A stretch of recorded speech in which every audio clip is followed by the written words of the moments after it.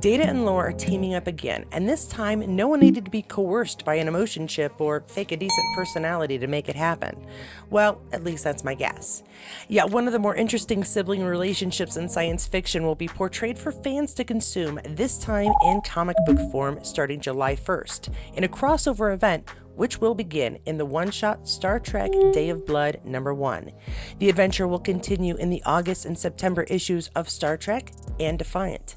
In this upcoming series involving, it seems, Klingons following Emperor Kahless in his mission to destroy all of galactic gods, such as Q and the crystalline entity, Lore and Data working together is just one example of fantastic character appearances.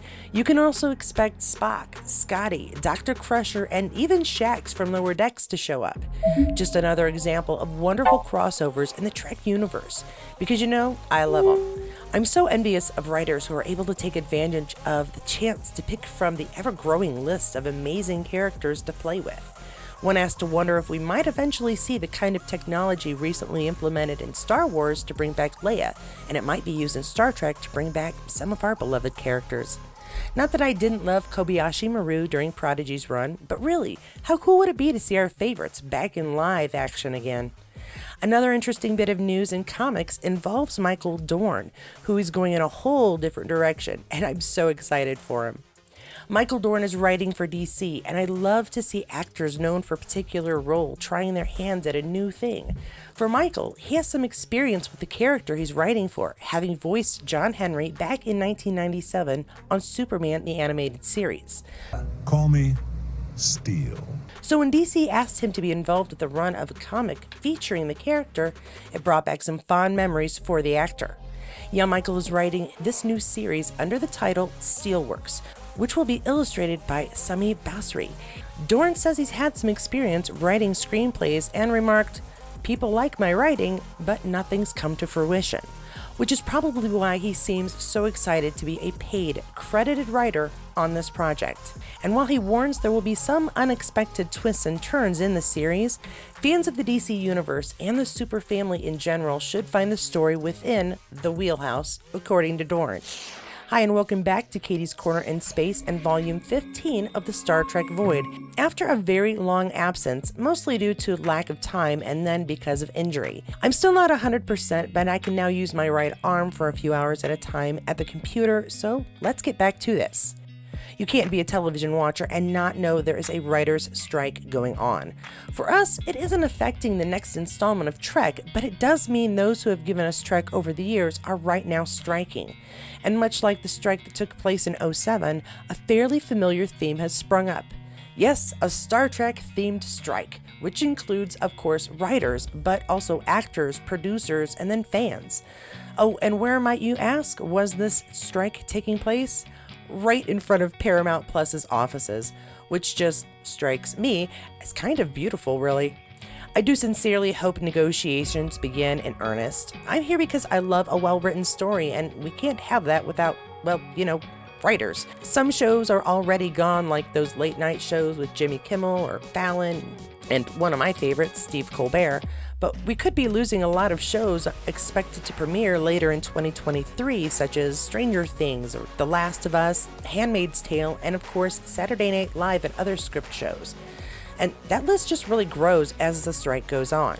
So let's go negotiations and fair pay raises. Speaking of controversial subjects like fair pay, aren't I being snarky today? There has been, in recent years, some questions about Star Trek episodes and how badly they have aged. And in particular, a glaring example often brought up is a TNG episode by the name of Code of Honor. You know this one. Enterprise is in trade negotiations for medicine. Tasha is kidnapped. There's a fight to the death. Girl power wins, along with some fantastic medical intervention. On paper, not so bad a story. However, when it came to casting or dressing and Trek's, or more accurately, Gene and his team of creators back in the day, way of coming up with unique characters for the show, they had a fairly consistent habit of basing them on stereotypes. And that just doesn't go over well 30 years later. In this case, the culture in question had a leader, a man of color, as were all the other residents of the planet, shown in turbans and bright-colored clothing, and he took Tasha, a blonde, blue-eyed woman, as a prize. And right there begins the controversy on just so many levels. Depicting a man of color as a ruffian who kidnaps white women. I mean, I feel the ick just typing the script. Michael Dorn has stated he was glad he never appears in the episode. Unshockingly, ever since its initial airing, there have been a number of discussions about taking it out of rotation, first with reruns, and now, of course, on streaming services. However, interestingly enough, as he began his rewatch of Star Trek TNG from the beginning, Sirach, aka Jake Sisko, had a very different take and said he'd prefer it stay if for no other reason than as a teaching tool.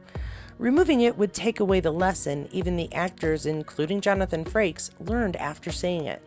And TNG and its crew are a good example of how social views have changed and how it reflects in the story told. A prime example is when it comes to putting their female cast to better use. Consider Beverly in TNG, for example. With the exception of some later season episodes, her character was not put to use in any way near the same manner she was in Season 3 of Picard. While both Deanna and Beverly are main characters and always have been, they rarely saw action when Next Generation aired and were almost always brought out to assist another character rather than lead their own stories. And when they did, it usually involved a one-shot story about either a love interest or some family member to whom the story was really about. So Gates made a deal when she decided to come back to Star Trek in Picard, and that was that her character would be utilized more. And boy, did she get that. Crusher was integral to the entire plot of Picard's third and final season, not just as Jack's mother, but as the one who discovered the true nature of the anomaly the Titan was using to hide, identifying the evolution in the changelings, firing photons at a Borg cube, rather than acting as a nice background for the real story. Now, of course, some of the real big news in Trek is this new season of Strange New Worlds premiering June 15th. With the premiere season seeing such incredible positive reviews and ratings, the anticipation for the second season is truly something to see. And Paramount has been rewarding us with new trailers and promo shots that only builds the anticipation. The hope is for another season of one-shot adventures and maybe a few underlying subplots, but with the absence of any major season story arc, which could once again lead to a fast-paced season. This old style of storytelling may be rare, but it is a winner when it comes to Trek. Now, if you are one of the many fans who just haven't been able to wrap your head around Lower Decks, Prodigy, Picard, or Discovery, or even Strange New Worlds, check out the Dyslexic Trekkie and I as we have a chat about our favorite Easter eggs and fan service to catch you up on some Star Trek conclusions and surprising moments you may not have caught. So until then, check out one of these videos and I'll see you there.